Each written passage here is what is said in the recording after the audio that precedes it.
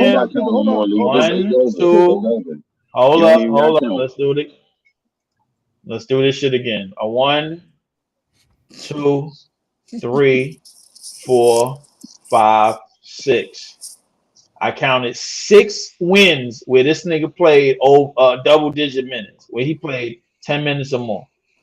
Now I want 20 minutes or more, man. When he focal point to the offense, bro. We're not getting that now, man. You gotta do your own research because you wildin'. Nah, bro. Yeah, like come on, bro. Hold on. Cause I want to say Ain't no sample size, man. Cut it out. Like, hold on, because the only thing I said, like, when he got like, okay, so when the Bucks series, right, the first one he played with the Bucks or whatever, he lost. He had 24 minutes. We lost. Then we played the Bucks again. He played well. We lost that again, right? And then after that, hold on. No, listen. So when we played, he played with the Wizards when Clowney was playing. We won that matchup. We played against the Pistons. We won that matchup. We played against the Pacers. We won that matchup. We played against the Raptors. We won that matchup. We played against it was another team previously. We played against the Bulls. We won that matchup with Clowney. We played against it was 6. I gotta look into it. Like when Clowney played significant minutes and he impact the game, we win, bro. We have the only thing about that theory that's fucked up, bro. We only beat one team that was over 5. That was significant. That was Indiana, bro. Now you got us beat. Now you got us beating the Knicks because they played a back-to-back and they just beat the shit out of the Celtics. Come on. What are we doing? Hold on, y'all. Hold on. Let me bring context to the conversation to be specific, because all of y'all said it, but the fans might not have seen it. So I pull up the stats for the fans that might not know the actual statistics. To the point of him playing big minutes, and again, just looking at the stats, regardless of they under or over 500, 39 minutes, got a win. 35 minutes, got a loss. 24 minutes, got a win. But when it shows that when he plays well, and we do go to him for offense, he does help. And on that note, he's just looked like he's ascending now. You know, you see him in these other games. It wasn't nothing spectacular. You know what I mean? But to your point about the garbage minutes, yeah, he played 10 minutes in one game, 3 minutes in one game, 4 minutes in one game. That don't make no sense. Then another game he played 2 minutes. So you could take out those games. Just don't even count those games. Where and on that note, hold on to your point. Those games where he played those low minutes, they were all losses, so they were really garbage minutes. So take 4 of those losses off. Shouldn't be credited to Noah Clowney because he didn't impact the game for the win and loss anyway. He had more wins than losses. So hold on. If that's the case, instead of the record being 10-11, you could respectfully say it's 10-7. Thank you. 10-7. Where you get 10 from? The 10 wins with him getting significant minutes when he actually was in the game and actually did hold up, count them 10 wins. Count them 10 wins, dog. Okay, Cleveland won. He got garbage minutes that game, so you ain't even got to count. That ain't counting. All right, boom. So okay, all right, Toronto. So that don't count. So hold on, Toronto, Washington, Chicago, significant minutes, 21 minutes. 11 minutes, I would say that's significant. He shot 4 attempts at the basket. He all missed, but 11 minutes, bro. Right. I mean, this is what I'm seeing. I don't want to cap. Hold on. So Chicago, he played 15 minutes, 1 for 3. But again, I think he was out there for the defensive I don't know if I'm counting that Washington game, bro. That nigga had a point. No, but he was still impacting defensively, though. He was still impacting defensively. Right. Yeah, he was definitely in 11 minutes. And 11 minutes, he was guarding Kyle Kuzma, bro. He was slowing Kyle Kuzma. The bars, Kyle Kuzma. Shit. Hold on. So again, y'all, we agree on the Indiana Pacer game. The Detroit game, he was 6 for 7, had 24 minutes, impactful. And we got blown out by Sack. Y'all know y'all remember that game. Jesus Christ, I ain't gonna lie. 106 to 102 in that Toronto game, 39 minutes. That's big minutes. 5 for 8. All our losses been by double digits. God damn, we've been getting mopped the fuck up. So I'm saying all that to say, I see him impact winning with the Brooklyn Nets, and he should start at the 4 next season. Yeah, it's right. I mean, he going. No, that's not even a question. But like he going. But he went off the top rope with this. Now we 7-2 with that nigga Clowney. I'm just saying we have a winning record, bro. We have a winning record. We even got we got 2 winners in a row twice with him, bro. Lost one, then got 2 wins in a row. Then lost again, got 2 wins in a row. These Oh, games don't count. you know what I'm seeing from this schedule, bro? That we cannot beat anybody that is of the significance, bro.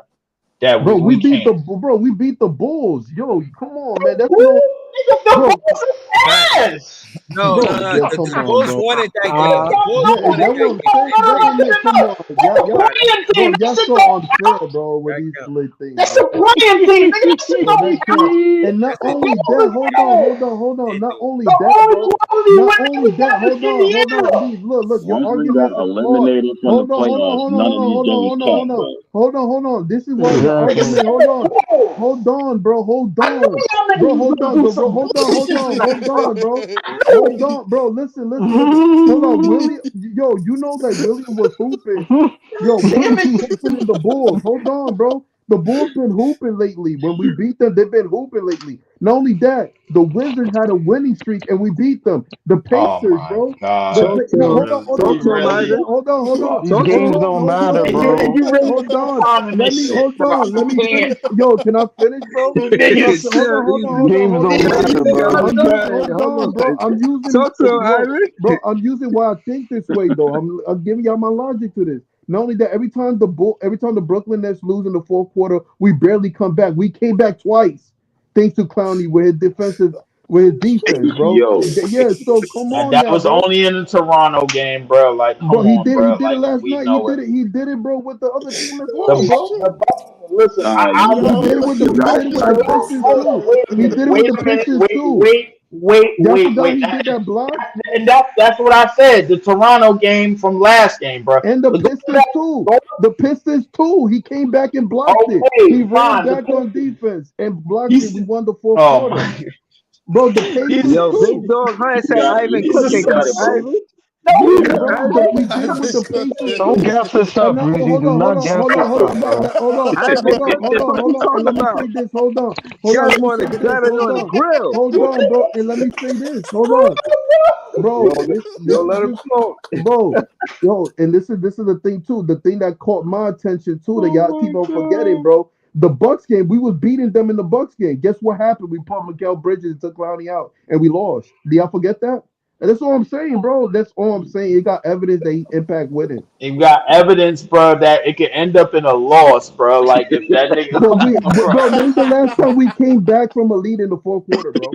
Come on, y'all. Y'all can't even remember that. We lose fourth quarters every time. But with That Clowney, was we a actually part. That won was a fourth part quarter. of a 6-game losing streak. Word, this sound mad similar to the McKell propaganda last season. That's exactly what it sounds like, So bro. Like y'all don't think our defense look better on that's that? exactly. No, it sounds. No. Here's the thing, bro. It sounds like we jumping off the top rope way too soon, bro. Like we just gotta let But these you just did that players. with Zack Edey, bro. And Zack Enough Edey people jumped off the top of the Barclays building to No, this no, no, season, no. man. We gotta chill, bro. hold on. My But thing but is, I want to say, Zack Edey resume reads 2-time Player of the Year, 25 and 12, bro. In but we don't know college. that yet. And so my eye test is telling me that Clowney's the guy we missing. So we can be wrong. Next year we gonna prove my facts is wrong again. And I'll You know come out what? here and you know what's crazy? Y'all think he start at the I'm 4 next not season? prideful, bro. I'm not prideful. I'll come up and be like, yo, I was wrong. If I'm Clowney gets inclined to significant agree minutes, with that. But I'll come out here and say I'm as wrong. far as the season goes, bro, like my nigga, our significant victories go all the way back to the beginning of the season. This Miami team that we beat up in game number 5 when they had Jimmy Butler out on the court and Mikal was just somehow closing games out defensively and at the free throw line. I'm cool with that. I'm agree with that. Every time since then we've been in the shitter. The Clippers team that we beat, that was when they was on a 7-game losing streak. Who else? So Orlando is the only team, bro, that we packed up, bro. That was significant all year. Beat them by 20 the first time, bashed them. Beat them by 20 something the second time, bashed them. you know what was really impressive to me? The Pacers game, because we could have easily gave up, bro. The That was Pacers a game, that's another game. Okay, yeah, I'll give you that. So You they know, came up and guess who? you know what's another one that's impressive, bro? The OKC game, bro, where they came into town. We won by 9. And we were starting to look on the up No. You know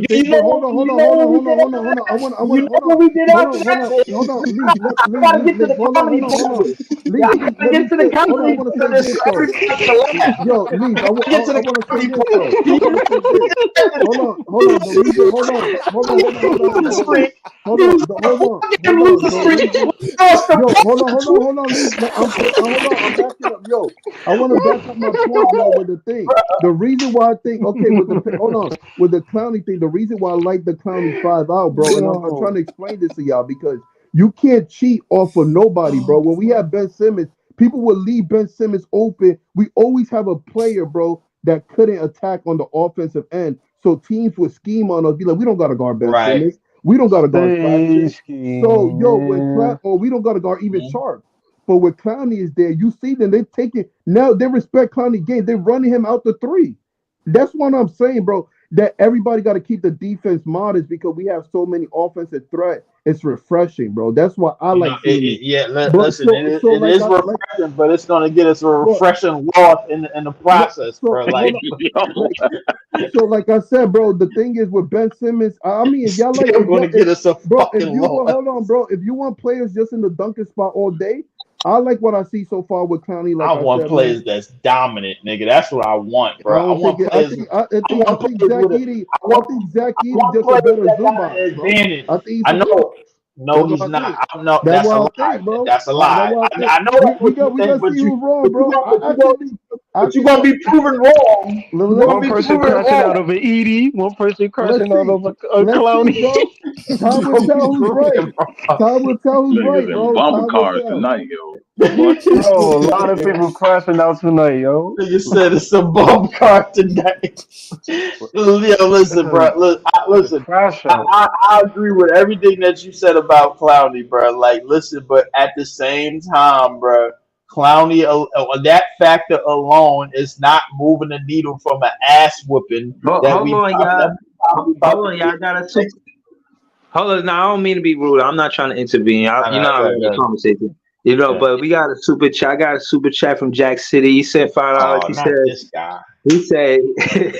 He said, "Can I hear how the Nets will try and beat the Knicks for tomorrow's game, please and thank you." Listen. I got you. I got you. I was going to answer that question. Hold on, bro. I got you. This is how we do it, and now we all know that your offense come from Jalen Brunson, whether he's passing or scoring. Play ball to now, get the ball out of his hands and see how the Knicks react. Now and that's the first step. Stay and Schroeder, he could play Jalen Brunson, he could play him 94 feet. And make him go to the right. Try to make him one-dimensional. So that way we could slow them down. They're a good defensive team. We got to put pressure on the rim. Definitely got to get to the basket. Even if they're a more physical team, we definitely try to at least don't be lazy on the offensive side of the ball. They're a good rebounding team. You can't put them in position for us to take 3-pointers where they could get long rebounds and get to the fast break. So by getting into the basket, we can slow down their transition scoring. So I think the biggest thing we can do is play Jalen Brunson 94 feet and make him go to the right as much as possible, and that on the defensive side of the ball, and get the ball out of his hand. Do Baldwin now to make the other players score big, because if push come to shove, it looked like he'll just run up the score. Like he'll take over. We can't let him do that. That's a hell of a game plan. But as much as I don't want you to lose that money, bro, like you might as well kiss that shit goodbye, bro. Like I ain't gonna lie to you, bro. This shit is a wrap, bro. Like we ain't beating. I'm glad you didn't answer that super chat. I'm glad you didn't answer that. We ain't beating these niggas with this team, bro. Like come on, we got beat them tomorrow, bro. Watch. We need a whole lot more. If they win tomorrow, ain't the record time? More, bro. There's a reason why I didn't do Knicks games all year long. I don't want to get them niggas no PT on my channel, bro, whatsoever, bro. Like they the record time if they win tomorrow, right? Listen, bro. Jack City. I'm gonna let it be known. They colors stink like shit, and they fans smell even worse. bro. I'm not giving them niggas no PT on my Yo, damn Jackson, channel, bro. Like ever. I'm not, bro. Jack City, listen, bro. We gotta win. We gonna win tomorrow, bro. Mikal Bridges gonna show up. Yeah, we need a Cam Thomas masterpiece. Cam Thomas gonna go off, bro. 15 Listen, minutes tomorrow. He's not bro. playing the whole game. Yo, We're not listen. gonna lie. Oh, Jalen Brunson. Yeah, they probably won't even play that much. No, you must don't know Tom Thibodeau, bro. Like, listen.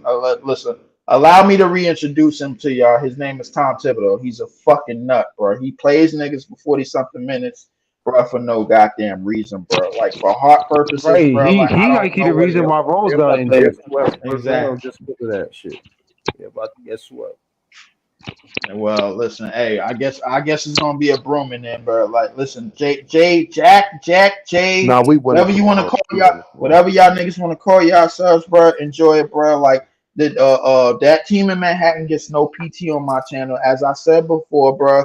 That listen, that them colors stink like shit, and y'all fan base and the niggas that support them smell even worse, bro. I hate. Listen, it's nothing. It's nothing to discuss here, bro. Like Zack Edey, bro. Like we need him on this team.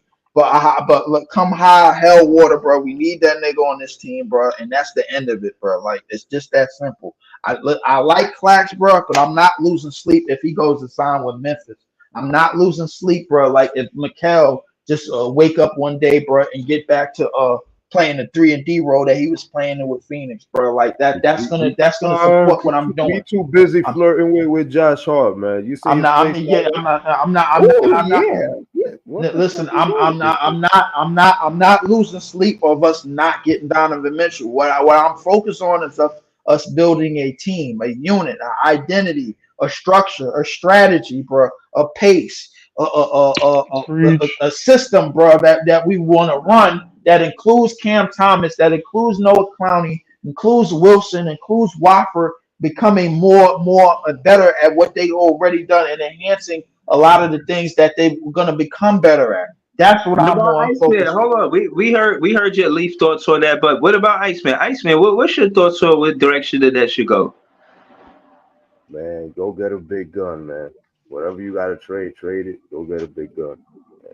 Okay, so you were a shot for the stars. Yeah, I'm tired of seeing this. We already traded 3 stars already, bro. What the fuck? I've seen enough rebuilds in my life, bro. I'm tired of that. We already traded 3 stars we ain't already. do it. You know what I'm saying? The front office already. The front office already traded 3 stars already, bro. Like, but no. But when you say a big gun, who? I need to know who, because the kid. Get Donovan Mitchell, get Brandon Ingram, get something. If we go after Fighter, bro, this is gonna set us back another 5 years, bro, because we're gonna give up. We're gonna give up somebody, bro. That somebody up in here is gonna be pissed off about, bro, and then niggas is gonna be, and then niggas ain't gonna see the results that they want, and then they gonna be like, yo, see, we shouldn't have traded for that nigga that soon, bro. He 20-something years old. Man.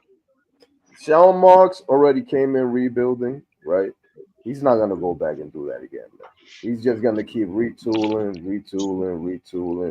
But the direction was supposed to be us for at least to make the playoffs this season. We ain't do that. So again, he gotta, I don't know, backpedal somewhat. You know what I mean? Yeah, pivot or some shit. You know, like do something. A lot of niggas that gonna tell you that we got hurt, bro. This, that, and the third. Injuries fucking happen, bro. Like.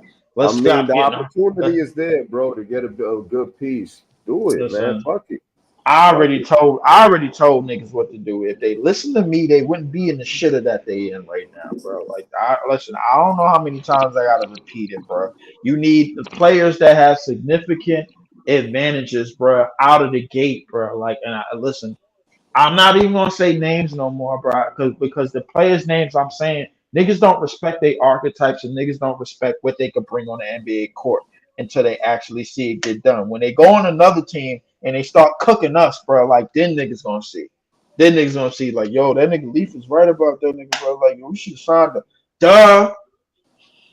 I think once the Bro, team all I starts said winning, was man, how, you and can I look at heard it. you say how. I just still really feel like it's easier to just sign Claxton. And the competition that y'all say is better than Claxton are all elite centers. And it's not like the mid guys are better than Claxton. No, maybe just the great elite guys are better than Claxton. But he, from mid down, he winning. He winning over the mid centers. Yeah. I'm I not. I'm mean, not. Right. Listen, I'm not Can't co-signing co-sign that. over Claxton like that. Yeah. I'm not co-signing that. but The yeah, reason why I'm bro. not. The I, reason I, why I'm I, not co-signing it because it's a 7'4", 300-pound nigga. I just told everybody up in here, offensively, he is way better than every center that we have had since Brooke Lopez. That's a fact. I just don't know how Defense. we get him, bro. I really don't, bro. I just say more difficult than easy. That's all I'm saying. Yeah. All right. Yeah, I don't know how Oh, we Big get him Dog either. Cotton says Claxton better than Lively. Both of them are good. I haven't seen Lively enough to contrast them. I only see them in highlights, see them in the games we played Dallas. But I know he was a high draft pick, and I would at least say They that Claxton basically the is at same least nigga. playing like a high draft pick. Claxton They're the same was people except Claxton was Lively is just drafted. taller. Hold on. If Claxton was drafted 31 second round, 31st pick. If we did a redraft, he wouldn't be. He'll be a first round pick right now. Oh, he was second round, 31. God damn. Second round. Claxton, I mean, that's damn near late first round as it is, I guess. But he, For but sure. he's better than Lively at I the don't moment. know if it's Sean But Marshall he'll be that first. that He'll be coach first that round drafted his 30th pick. ass. You're absolutely right, bro. Like, yep, he'll be I one pick don't up. know. That's He'll be funny, but first I round don't know. 30th pick. I do. I'm telling you, bro. Like that's because I do know, bro. He'd be first round 30th pick, bro. Like it's the same shit, bro. If you put him with Luka, he look exactly like Daniel Gafford do right now, bro. Like the same thing. If you put him on Memphis, he looks exactly how Daniel Gafford looks right now. Yeah, I mean the coach matters too. The Nets are interested in that dude from the Knicks, their sister, and he's Donovan Mitchell's best friend, supposedly. That's what they What say. the Oh my Yeah. god, bro. Yo, I easy. think You it's hear Johnny He this got shit, Bryant or bro? some some shit like that. bigs on his team instead Yo, of these guards, bro. easy. You hear this shit, bro? Yo, Wait, what first do you say? time Why coach. these What do you niggas say? crashing out like over Donovan like he Braun? Bruh, y'all gonna make some Nets fans come out here dead ass commit crimes on the streets, bro. Like these niggas, Donovan come to the Nets, we right? Now let me stop. bro, crimes is gonna go up like a motherfucker. This city is not gonna be safe for a nigga that's smiley and all Hallmark cards like Donovan Mitchell, Yo, bro. I if promise you. Donovan Mitchell comes here, man, everybody will be talking a different tune, man. Let's be real, bro. If We get Donovan him, Mitchell, somebody else is gonna come. If Like, Donovan Mitchell comes here, bro, it's gonna have to be in this upcoming offseason because the Cavs is not letting that nigga go for nothing. yeah, I mean that's part of the game, bro. You gotta give Well, up. we need to see ourselves out of that game, bro, because every time we do this shit, bro, we get screwed. You got a point Right. halfway there, but The point I said about generational trauma, bro. You see the same shit repeating. yeah, I mean you You gotta know, let they try to do the same thing again. Just bullshit cycle, like bro. me, my And try generational trauma with the Nets has seen too many rebuilds. I'm tired of that losing shit, bro. listen, Like, and What I understand. rebuilds? what way before, like, because I'm We assuming you can't. it's a fucking rebuild, bro. Like we're saying What? rebuilds. What rebuilds are you talking Bro, about? I've been a Nets fan for a long time, bro. But way before We this. ain't never rebuild. Okay, all right. So listen. That's what I'm talking about. I need to know your definition of a rebuild because listen, like let Rebuild is good shit, having draft Kyrie picks. when we get like Kyrie and Kevin Durant arrival was not rebuild. Let's Bro, let it be that was known. 3 years ago. I'm talking about before that, bro. Okay, Before that. give me Garnett, Paul Pierce, and them. I'm talking Garnett about Paul Jason Pierce was Kidd not a and rebuild. going forward, bro. Jason I'm Kidd was talking not about a rebuild, bro. He was just a nigga that we got and fitted with the niggas that we had. That's but all that was. listen. That was a chance to compete. That was the right move to make, bro. That wasn't a crazy. They had a good team that year. They just ran into Miami. Well, it didn't work. That's it. It wasn't like it was a bad. Yeah, but that wasn't a rebuild. I would say that was a Wasn't star a- team. I'm That talking wasn't a about rebuild. That was That was a roll of dice and shoot for it all. That wasn't you know what? In general, bro. I'm not talking about Brooklyn only. I'm talking No. You talk about the Nets. All right, let's go down in history. Okay, let's go all the way back to let's say Jason Kidd era going forward. Jason Kidd, who got traded for Steph for Marbury, right? He got traded right for Devin Harris. That was a rebuild. I went through that shit, right? Then Vince Carter got traded. That was a big ass rebuild. We only won like 10 games. We had to wait like 3 more years losing with that rebuild. And then somehow we ran and got Darren Williams. Yep, and somehow we ran and got Darren Williams. And we were still somewhat rebuilding because when we got that nigga, we lost like how many games? So now I don't want to go to a rebuild with Sean Marks, who's super slow. That shit's gonna take like 7 years. You understand? Man. That shit is. But to your point, it's not a rebuild because we've been star chasing for the majority of when we've been in Brooklyn. Yo, 7 years sounds crazy though. I ain't gonna lie to you, bro. We've been star chasing, bro, since Jason Kidd. Well, with Jason Kidd was a star before we got. Jason Kidd was a star before we got him. Well, he was a star before he got him. A competitive team, bro. We was building too. We had Richard Jefferson. He was a rookie, bro. Richard Jefferson and Kenyon Martin. Yes, we did have them as pieces to build on. That was a good team, and they went to the finals. Okay, boom. We move forward. Who else we start chasing? Oh, let's go get Vince Carter. Yo, he a star. Boom. We got him. That wasn't star chasing. That was a player you needed to compete, bro. Because we lost Kenyon Martin. That wasn't a star chasing. Okay, fine. It wasn't star chasing, but we got a star. But we did get a star. It was Vince Carter. Yeah, it was a star. That's what the Lakers did, right? They rebuilt. Then they traded away all their picks. They traded away Brandon Ingram. I'm not like. Let's get off the Lakers, bro, because we don't like we and the Lakers are not the same. Let's get off of that. This is the difference between big cities. I'm talking. Yeah, I understand. The big cities we rebuild by having draft picks and traded them for big stars to come. The small cities, the small markets, they could build. They got the time for that. We don't, bro. We got to build differently. We got to. That's irrelevant, bro. Nah, it is relevant because it's irrelevant to us because it doesn't matter if we're Brooklyn or not. The fact of the matter is, if you want to build, big city, we need the big names, bro. We can't. All right, so why, if that's the case, why you got rid of the niggas that was giving you money? Yeah. Why you got rid of the 2 people that was giving you marketing? Why you got rid of the 2 people? They were causing them. So what? KD and Kyrie in the Barclays get you tickets. They give you money regardless. He was not playing, bro, and they traded his ass. He wasn't playing because you didn't give him his money. You didn't give him his money. Exactly. You don't want to play. Goodbye. So you don't. So trade them and you get what you get now. Cool. Wait a minute. Wait. Ice. Hold on. How much generational talent we think we gonna keep getting away with this about, bro, and not giving them niggas money to extend them or something like that and whatever. How many times we gonna keep getting away with this? Bro, how many times? One time, bro. That was just those 3 players. That wasn't no one time, bro. No, it wasn't, bro. Kyrie is a headache, bro. I was tired of that shit. You understand? So what? There's nobody on this team that matches Kyrie's talent. Everybody was tired of that shit. There's nobody on this team that matches Kyrie's talent. Period. There's nobody on this team. Oh man. He's not the last player. There's nobody on this team. There's nobody. Hold on, you go ahead, Easy. Leaf, I told you, bro. Niggas still hold that shit against Kyrie, bro. To this day, bro. It's not. I don't give a damn. You still? It's your team, bro. For niggas like that, you gotta compromise and be like, you know what? You was on that BS, cool. But I know around the league, there's no one that can replace what you do in this team. Nobody. I gotta give you the bread.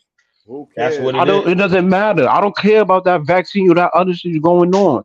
At the end of the day, he's the only talent around the league that nobody on this team can replace. Neither Kevin That's Durant. what it is. That's what it is. And that's what you get now. That's what it So is. that's what confuses me when y'all talk about. Confusing. Hold on. Kyrie only won the Donovan championship. Mitchell is nowhere near. Let him finish his tape.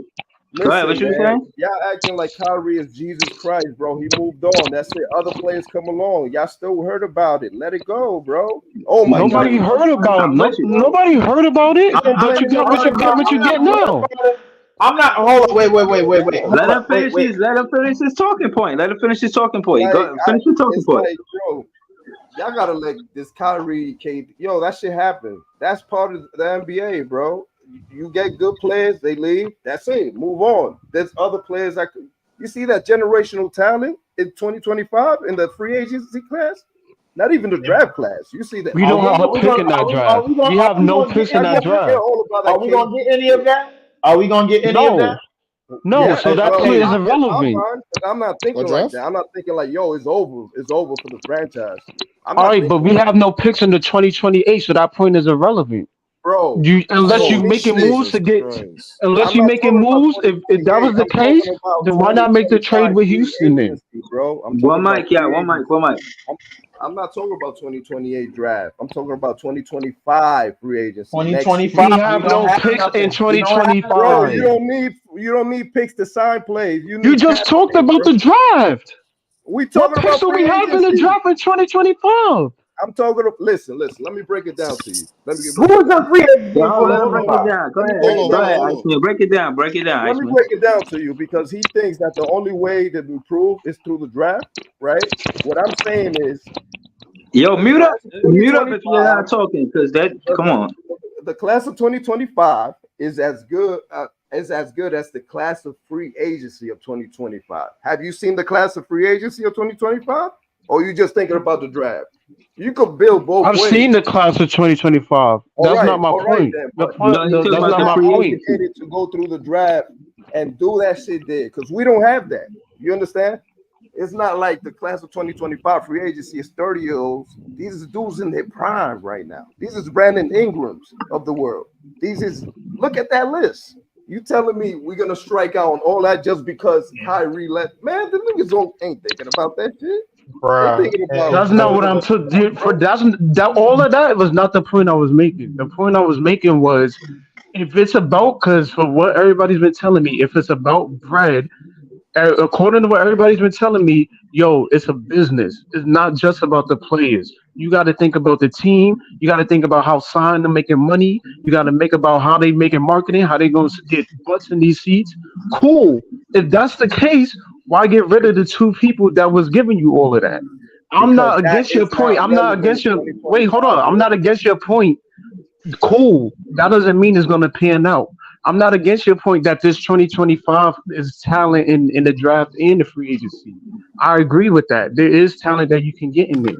But what I'm saying is, even if it doesn't work, even if what you're doing doesn't work, you can give a meeting with the nigga. It doesn't mean he's going to sign with you. So the fact of the matter is, even if that plan doesn't work, at least you still had a contingency plan. If you had those two, like, yo, we might lose out. Cool. But at least I got some people here that even if 2025 come and we had a KD or a Kyrie here still, I still got some people we can still try to contend with and get a championship here instead of what we got now. With that, because KD would be 36 in 2025, and that shit is not. Have you seen him with the Suns? How he's playing right now? So let's be serious right now. Everybody's moving forward to the new generation, bro. Y'all gotta let that KD shit go, that Kyrie shit go. You understand what I'm saying? Kyrie is the second option. He's not the first option. We would have still been going through those headaches. Yo, the team is better with him out of here, to be honest with you. I'm gonna just keep it above, bro. We gotta move forward, bro. Y'all gotta let that shit go and go to the future. The new generation is way in the pot. I'm gonna be honest with you, bro. My like, nigga Iceman. Oh shit. Like, come on, Ice, bro. Like, if the new generation is ready to pop, then by that time, bro, shouldn't Cam Thomas and Noah Clowney be at least basically 3/4 of what most of the top names on that free agency is going is already are at their ages, at their respected ages, bro. Them niggas is gonna be Noah Clowney is gonna be what 21 by that time, and Cam Thomas is gonna be 23, 24 by that time.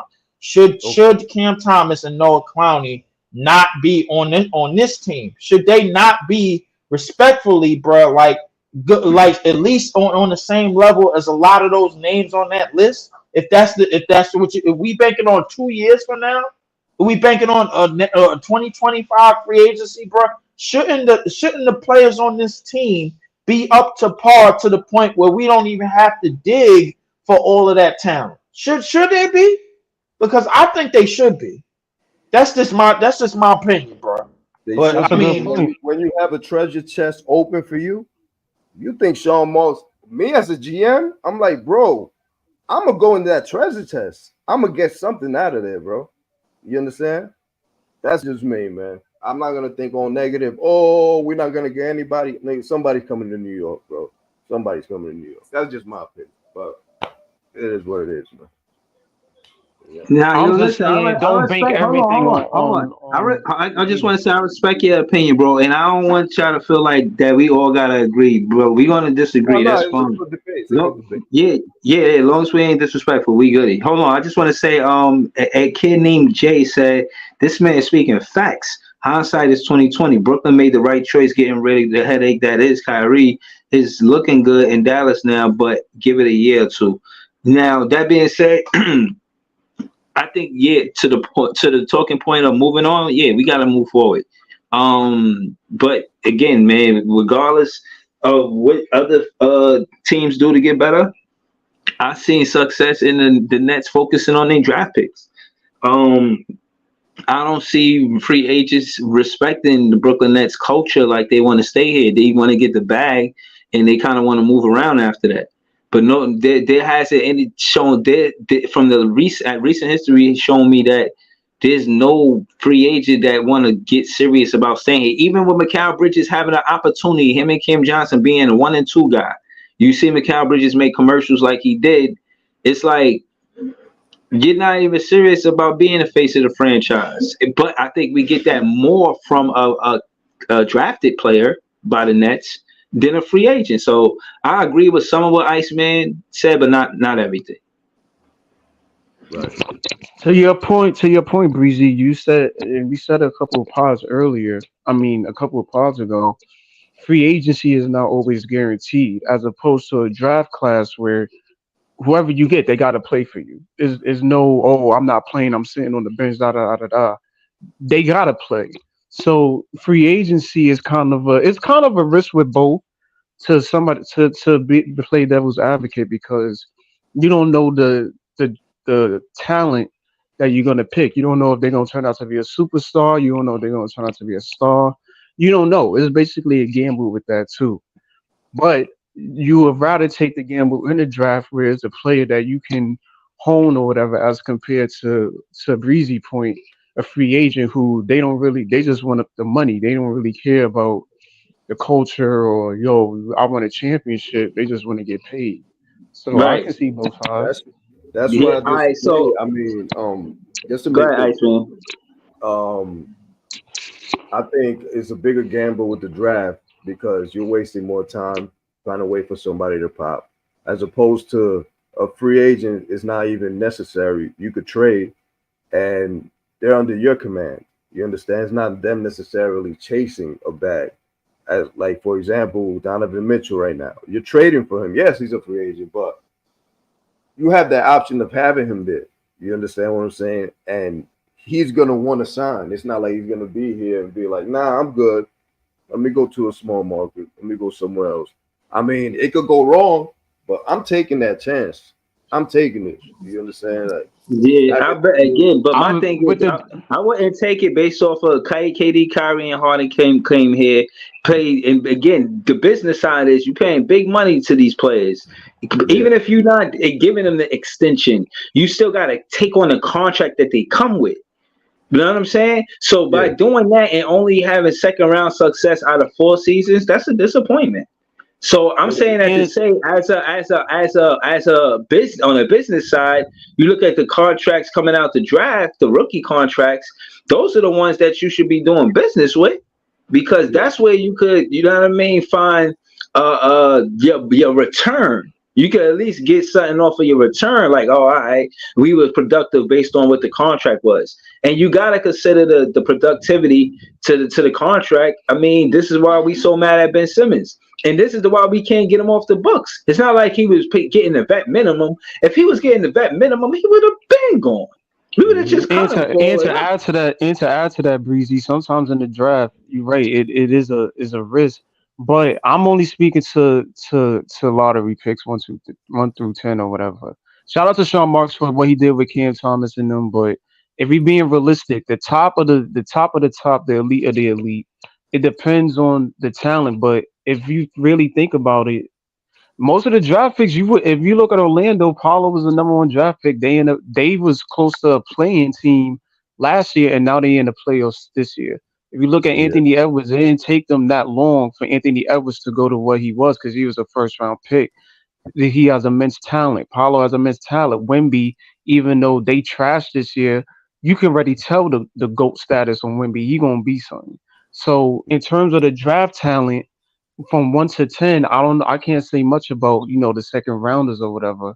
But if you got elite talent already at the first pick, second pick, third pick, fourth pick, whatever the case may be, I don't think it takes that long to be contending, as opposed to a free agency where the Breezy's point, if they just in it for the bread, cool. But if you got a draft pick, they got elite talent, and they got the mindset of, whatever team I'm drafted with, I want a championship. I worry about that money shit. Right, the morale is higher. Yeah, right. Yeah. Yeah. No. I'm just about to close out, but that's because we've been here for a shy of 4 hours. But I'll be back right after the game for the recap tomorrow versus the Knicks. Win, lose, or draw, but we pretty much know how that's gonna go. But shout out to the Nets fans, we the best fans. So I want to say shout out to Eazy-E for pulling up. Shout out to LM. Shout out to Iceman. Again, I don't agree with all the way with Iceman, but I get some of what he's saying. You feel what I mean? And I like that about being able to hear different talking points. Not even if I don't necessarily agree, it's good to see it from a different perspective, different way. So again, shout out to Iceman for joining the panel, and shout out to everybody for joining the panel. This was a big panel tonight. I'll be trying to get everybody to get say their piece and whatnot, but I'm working on it. But I appreciate y'all, man, and we'll be back tomorrow for sure. And again, man, y'all already know what it is. Y'all can reach me here in the chat. In the comments too. If y'all got any ideas about a show or something like that, you know what I mean, let me know. You know what I mean. And we'll get to it. You know what I'm saying? But again, man, shout out to the Nets fans. We the best fans. I'll be back for the recap, maybe before that. And I'll see y'all soon, y'all. Peace. Sure. All right, Breeze. All right, y'all. BROOKLYN